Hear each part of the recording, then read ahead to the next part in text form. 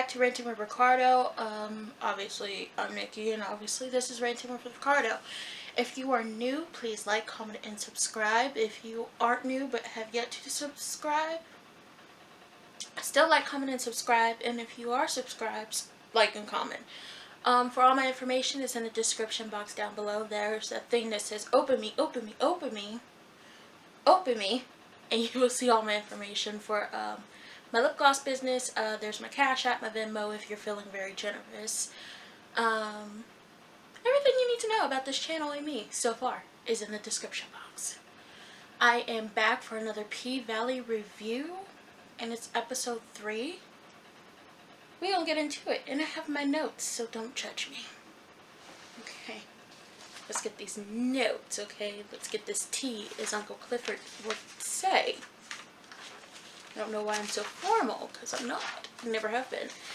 Anyway, P-Valley opens up, and Mercedes is dancing like she does. Like, we know she's the baddest bitch out there. And she's dancing for some football coach, and he's like, you know, you could have been done with this, talking about stripping. She could have been done with stripping. Let me take care of you. Let me bring you out to Memphis. Well, first he said, let me bring you to Atlanta. Then he was like, let me bring you out to Memphis, have you on the 50-yard line. And she was like, but what about your wife? And he's like, well, I could put you in the skybox. And he's just like, let me take care of you. I'm trying to play Captain Save a Hoe, but the hoe don't want to be saved. Because she's like, I'm too expensive for you. Like, this dance is the least of your worries. You don't have enough money to take care of me. So she walk off. She get her money because she's like, this dance is cheaper than me. And the next thing we see is Gidget and Autumn in a wig place, hair store, the beauty supply store, and they're trying on wigs. Mostly Autumn's trying on wigs, and she's going through different ones, and she finally picks this long blonde wig. I said, okay, this is like the hairstyle we saw some in the trailer. So we get a montage of Autumn, and she's basically getting white girl wasted, and she's dancing like one of the white girls at the strip clubs, where she has to do the bare minimum, swing around the pole a couple of seconds, try to jump up there but don't really do it, and just steady twerking and giving lap dances. So that's basically all she's doing. Now she go to give her money to Uncle Clifford, and Uncle Clifford like, yeah, I still ain't got no tea, so if you want this ID, you gotta give me this tea. And she's like, well, I called him and left a voicemail, but he hasn't called back. Uncle Clifford is still saying, if you want this ID, you need to give me the tea. Now, come to find out, Andre is the godson of the mayor. So the mayor knew about the Promised Land Casino coming to Chucalissa, and that's the name of the place where they are. The mayor is known about this casino, and I'm pretty sure that's why he wants to get the pink shut down. Why it's like no liquor or titties served at the same time. How you gonna have a titty bar with no titties? I'm gonna leave it alone. So he's been known about the casino, and he's been taking kickbacks, and he's the one that's pushing for the Kyle brothers to sign over their land to the casino, basically selling it full out for $6 million, because he's trying to rebuild Chucalissa, but he wants to name it after him because he is the first black mayor. Also, he's trying to push the Kyle brothers out of the prominent positions in like the government around there, because I think one of them, Wayne, I feel like this is his name because I mentioned him before, he's on city council, and he did something to the police to keep them from having to vote. So the mayor is shady, very shady. He's so shady. Also, the fact that nobody in town knows about the casino.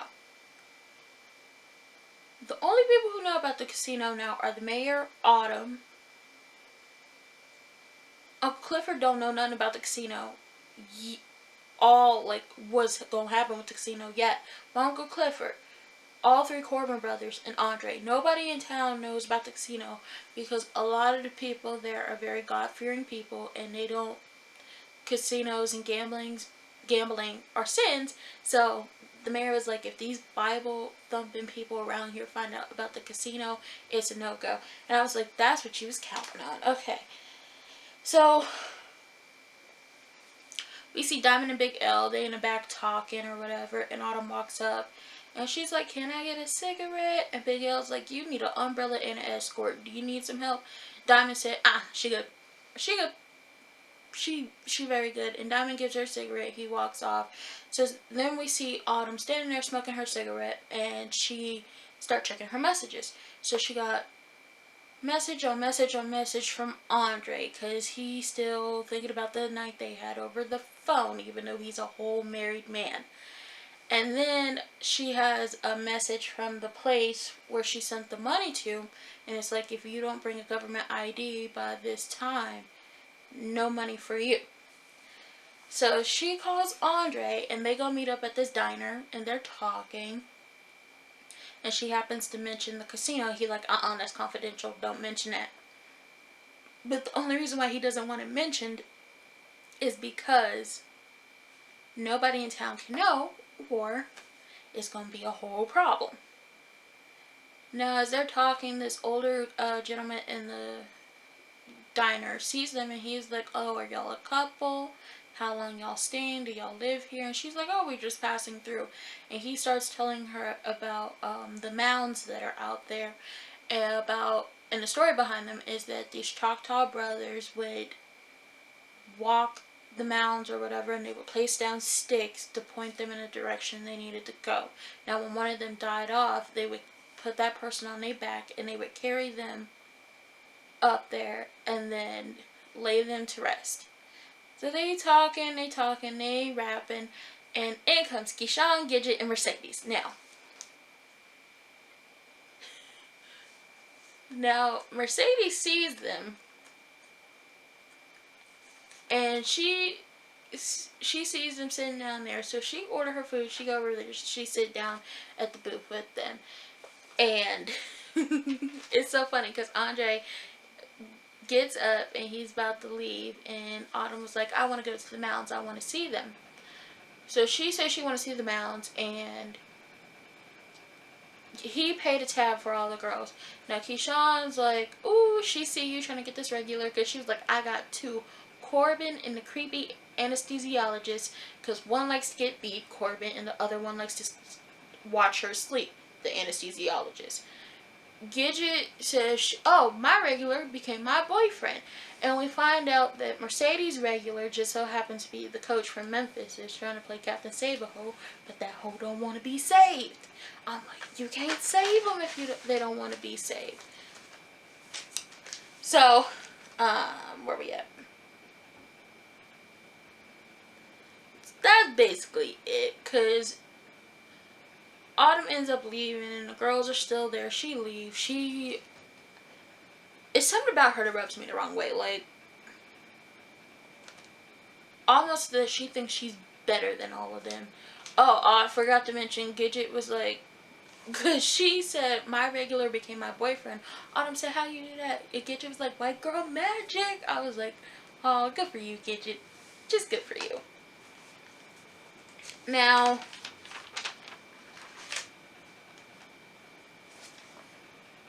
yeah, so before Autumn leaves, because they're talking about her, like Andre becoming her regular, and she's like, oh, it's nothing like that, it's totally innocent. Mercedes says, yes, is the guilty, like, it is more than, it's some things going on, like, y'all ain't physically banged, but y'all did over the phone, and in his mind, y'all did. Now, down on the cotton field, because that's where it is, and Corbin is picking the cotton, Clifford come down, and she's talking to Corbin about Promised Land casinos coming and all that, and she's so happy because she's thinking the casino's gonna be right across from the Pink, but what she don't know is that the pink will cease to exist if they do end up building the Promised Land Casino, because they want the property that the pink sits on because it's prime real estate. Not the building, but the land it's sitting on is prime real estate because it's over the water. Now Clifford's so happy. She's so happy. She's like, oh, it's gonna be from a casino. We're gonna get this money. And Corbin has yet to tell her, yeah, you ain't gonna get that money. Come to find out, Uncle Clifford and Corbin have known each other since elementary school, and Uncle Clifford has kept a lot of Corbin's secrets, obviously, that you like to get beat, but kept a lot of Corbin's secrets, and one of the secrets was that he was the son of John Kyle and the maid. Uncle Clifford kept that secret. Corbin, you ain't right, like, that's supposed to be your friend, that's supposed to be your ace. Like, y'all tell each other secrets, and Uncle Clifford don't say nothing.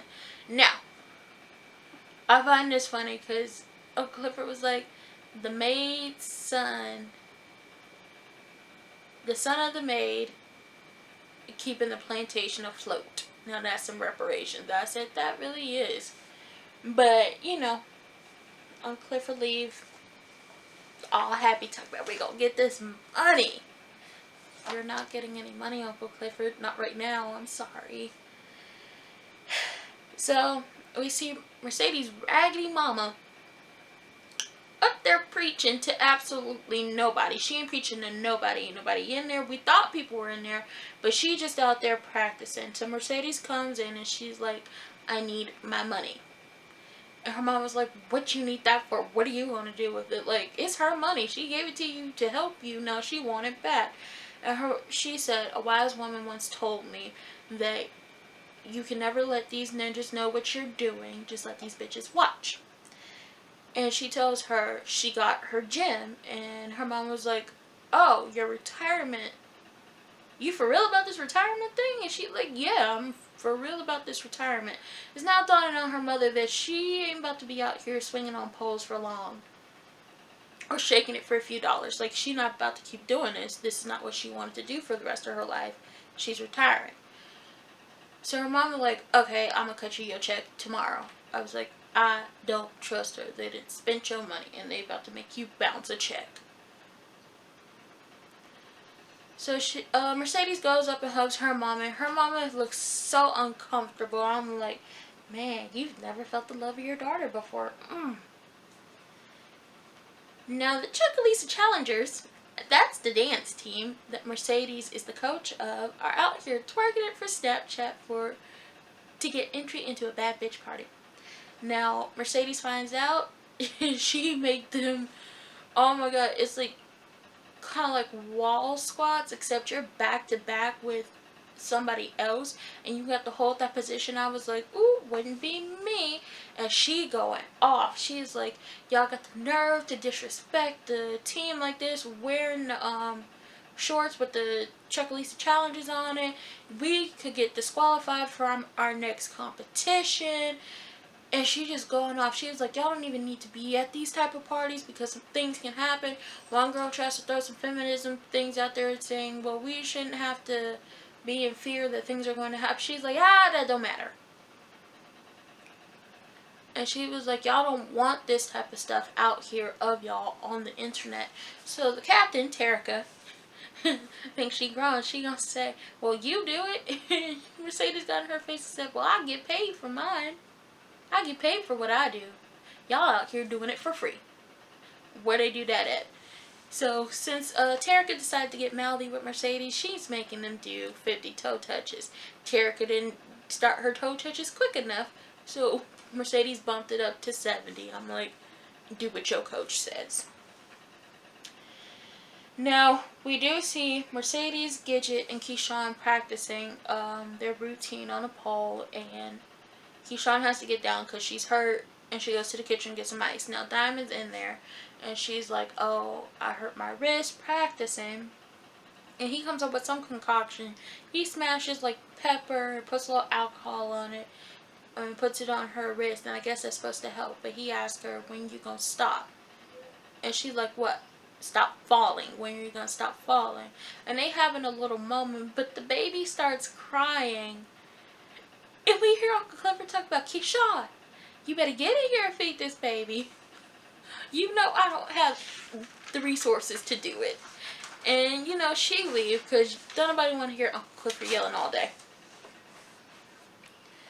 Now, Keyshawn is doing an Instagram post, and the baby started crying, and she has to go take care of her. And she's trying to find people in the dressing room to hold the baby so she can finish her post, but don't nobody want to do it. So she gives the baby to Autumn, like, here, hold the baby so I can finish this. Now, as that's happening, Autumn start having a PTSD flashback moment, whatever you want to call it, and we get more of a look into what happened during the hurricane when her daughter died. I guess she was running away, and she and her daughter were running to the car. She puts her there in the car, and you just hear rain coming down and the daughter crying. And the next thing we see, because I thought she was going to drop the baby because a girl had been drinking in the bathroom, we see her getting lit at the bar, like she throwing them shots back, and the last shot she throw back is water, and she getting mad at the bartender, and the bartender's like, High Yellow, you need to slow down before you become red boned. So she cusses at the girl, gets up, tries to go to one of the dudes in the club, like, buy me a drink. Now as that's happening, Gidget, Keyshawn, and Mercedes are up on the stage doing what Uncle Clifford calls the Trinity. Now this is what they were practicing earlier, and Autumn in her drunkenness is watching them, and they are amazing. And they do this like 3-person thing where Mercedes is at the top, in the middle is Keyshawn, and at the bottom is Gidget, and they are getting it, and people are throwing money, and Autumn is still watching. Now as Autumn's watching, you see Mercedes be left on the main pole, and Autumn starts walking towards it, and she ends up hopping up there too, and they're kind of battling to who's going to be on the pole. So Autumn climbs all the way up to almost at the top of the pole, and Mercedes is at the bottom. Autumn ends up falling. You know why? Because she has not worked the pole. She has yet to learn how to fly on that thing. She has yet to learn how to handle the pole, and she ends up falling. Now this could have been bad, but Mercedes hops on top of her, and she started dancing and twerking and grinding on her, just trying to save it, and people just start throwing some more money. Now we get to the back, because now Mercedes and Autumn are in the back, and Mercedes tells her the next time she tries to hop up on her pole, it's on sight. And not Keyshawn, Autumn was like, well, the crowd liked it. What's your problem? Her problem is you don't know how to fly yet. You fell and could have really injured yourself, or you could have injured somebody else, because you don't care, you drunk. And she said her problem is working with sloppy drunk witches like you wench. Oh, I can't stand her. You are too drunk to be on that pole. Like, you're sloppy drunk. You keep getting drunk night after night after night to deal with your life. Girl, all you buy is liquor and Wi-Fi. What the hell is wrong with you? So Mercedes tells Autumn, you need to go home and take care of yourself. And Autumn's like, why do you care? She's like, I don't. Don't nobody care about that. I'm just sick of Autumn. So, next thing we see Lil Murder pull up on DJ Never Scared. Gonna find out DJ Never Scared name is Taquan, and he is still in high school. And they end up going to like the underpass under like the highway or whatever. And Lil Murder plays his music for DJ Never Scared, and he was like, in reality, you need to bump this all the way up. It has to be a vibe to the point where these girls actually want to dance. Because his music is slow. It's real slow. So slow. He needs to take it to the next level. And I think DJ Never Scared and Lil Murder know each other. I don't know how well, but they know each other well enough for Lil Murder to be going over to the house to get food. Andre tells Autumn he wants to bring the casino to Chuckalisa to make it great again, like Donald Trump in that goddamn wall. Make it great again. Bullshit. Anyway, and she's like, what about the people here? And he shows her pictures of, like, the abandoned buildings and the houses and the condemned places, just trying to make it seem like it's never been great and the people here aren't doing anything. You a lie and a half, especially when you're trying to work against the shady government. Now, he tells her the night that they have phone sex that he actually wanted to talk to her. And she was like, well, let's go talk now. So they go to his hotel room and they about to bang. And basically what happens is, she says condoms, he says no. She says, if you want this to happen, yes. And before he leaves, she says, well, can you let me into your laptop so I can keep it hot and ready for you? Now he lets her into the laptop, and he goes down to the desk, and the dude at the desk notices, like, his ring on his finger, and was like, we don't sell condoms. So Andre has to go out and get some. Now, as he's out, Autumn's looking at the presentation and is seeing, like, everything that's going on. Now, she sends the presentation to herself, then she clicks on gallery. Now, you know what's in gallery? Those photos he took of her. Like, the first episode, the end of the first episode, he took pictures of her outside the pink, and she asked him, were you taking pictures of me? Now, he come back, and he go to the room. She's not there, but you know what is there? His laptop with her pictures still pulled up. Now,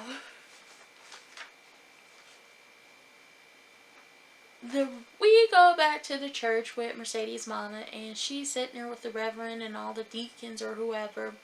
And the reverend was like, well, we need to figure out who's going to be preaching on Sunday, because I'm not going to be here. I'm going to be in Mississippi for a revival. And she was like, oh, me. He was like, we're just going to go with Brother Clyde. He got history, and she's like, but his sermons are boring, and nothing I can sing can get people to want to give us some more money. And they start throwing slide digs at her and slide digs at Mercedes, and basically the reverend's like, thankful for what you did for me, but other than that, you ain't getting nothing. So basically, he used you to get to your daughter, to use your daughter to get a loan, promised you all of this, and didn't come through. He is like most of these raggedy, trifling men out here who hone in on somebody desperate for something, especially a single mother desperate for a man, or desperate to have something more, or desperate for a family for their child. Unfortunately, Mercedes is grown and she doesn't need a father. So desperate that this man is going to use you to get to your child in any way, form, or fashion, to do whatever they want and use your child to their disposal. And then when they're all used up, they're going to throw you and your child away. That's basically what he did to you. And I hope you realize you better give Mercedes that money back. Now, we get back to the club, and Gidget and Keyshawn are on stage. They're doing a routine. They're getting it, and I'm so proud of them. Now, as they're dancing, Keyshawn's regular, who likes to watch her sleep, comes in, so she hops off stage to go deal with him. Now, Gidget's dancing as well, and her regular / boyfriend comes in, and she hops off stage and takes him to the VIP room. Now, she's trying to get it in, but he like, you know Uncle Clifford's rule? No vitamin D in the VIP.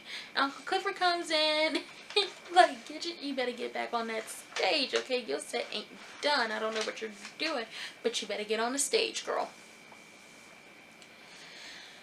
Now, her boyfriend, Gidget's boyfriend, his name is Duffy, and come to find out, he is who we've been waiting on to get the oxy out of Uncle Clifford's refrigerator. And he gives Uncle Clifford a envelope full of money. I'm like, okay then. Now, as Uncle Clifford leaves, he tells Gidget, you got 1 minute before I come back in here, because you got to go hit the stage again.